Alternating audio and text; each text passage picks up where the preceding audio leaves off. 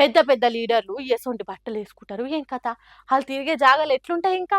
కానీ గీ లీడర్ చూడుర్రి ఎంత సింపుల్‌గున్నాడో.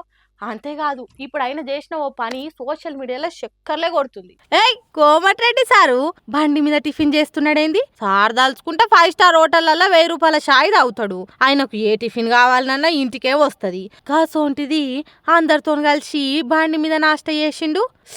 ఓ షాయి గిడ సప్పరిచ్చిండుగా మంచిగా. ఆటెనకాళ్ళతోని కూర్చొని చేతుల చేసి మాట్లాడిండు. ఇంతకు ఏడా ఇది అంటారా?